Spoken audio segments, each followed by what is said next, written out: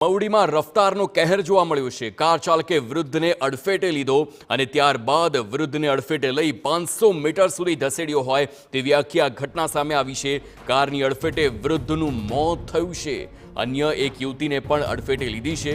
Car ચાલક નશામાં હોવાનો સ્થાનિકોનો આરોપ છે। પોલીસે કાર ચાલકની અટકાયત કરી છે। કાર ચાલક નશામાં હોવાનો સ્થાનિકોનો સ્પષ્ટ આરોપ છે।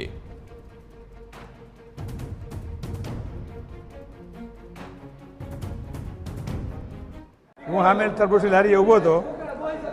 આ ગાડીવાળો 100-120ની સ્પીડમાં હતો। કાકા ધીમે ધીમે જતા હતા। પાછળ જે ટોકર મારી કાકા 90% વહી ગયા છે।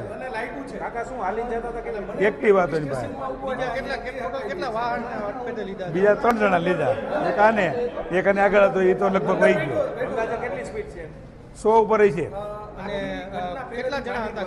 ગાડીમાં 4, 2 છોકરા, 2 છોકરી ઉતરીને ભાગી ગઈ। છોકરાને લઈ આવ્યા। ઘટના એવી બની હતી કે હું ભારત પેટ્રોલ પંપ પાસે ઊભો હતો અને પાછળથી કિયા સોનિક 120ની સ્પીડે હતી અને જે દાદા હતા પેટ્રોલ પૂરવા માટે નિરાતે હાઈલા આવતા હતા એટલે કિયાની ફૂલ ટોકર ન્યા લાગી એટલે બિચારા દાદા તો ન્યાની એક્સપાયર થઈ ગયા। મને એવી આશંકા લાગે છે અને મને ઠોકર લઈ ગઈ। હું બેભાન થઈ ગયો। પાછળ 2 છોકરીઓ હતી, 2 ભાગી ગઈ અને આ 2 છોકરાઓને પકડી લીધા।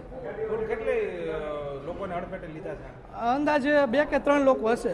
કોઈનું મોત થયું એવું લાગે છે? દાદાની મને આશંકા લાગે છે। ડ્રાઈવર પીધેલો હોય કે વાસમાં આવતી દારૂ? મને એવી આશંકા લાગે છે કે ડ્રિંક્સ કરી હોય એવું। કેટલા લોકો કારમાં હતા? કારમાં અંદાજે 4 લોકો સવાર। સંવાદદાતા રોનક મજીઠિયા ફોનલાઈન પર છે, તેમની સાથે વાત કરીશું। રોનક, એક કાર 120ની સ્પીડે આવી એક વૃદ્ધને 500 મીટર સુધી ઢસડ્યા અને તેમનું મોત નીપજ્યું। સવાલ અનેક થઈ રહ્યા છે, શું તે નશામાં હતો? વધુ વિગતો।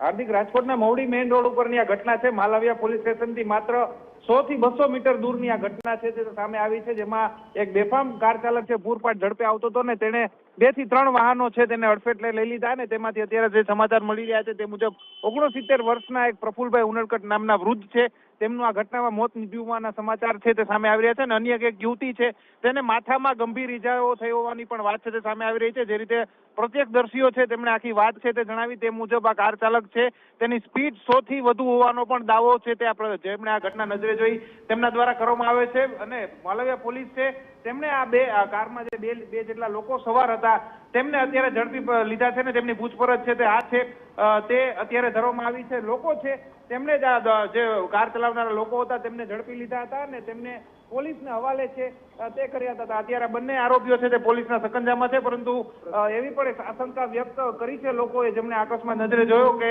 આ લોકો દારૂના નશામાં હોવાનો પણ શક્યતાઓ છે તે રહેલી છે, કારણ કે આટલા ટ્રાફિકથી વ્યસ્ત એવો વિસ્તાર હોય, કોઈ હાઈવે નહીં પરંતુ એક સિટીની અંદરનો રોડ હોય ત્યાં આટલી સ્પીડે ગાડી ચલાવતા હોય તે એક જે છે તે શંકાના દાયરામાં છે ને નશાની હાલતમાં હોય તેવી પૂરેપૂરી શક્યતા છે। 2 લોકોને પોલીસે અત્યારે ઝડપી લીધા છે અને તેની પૂછપરછ હાથ ધરવામાં આવી છે। પોલીસ હમણાં થોડી વારમાં વધુ વિગત આપશે કે આ કાર ચાલકો ખરેખર નશામાં ચાલકમાં હતા કે કેમ। આભાર રોનક સમગ્ર માહિતી બદલ।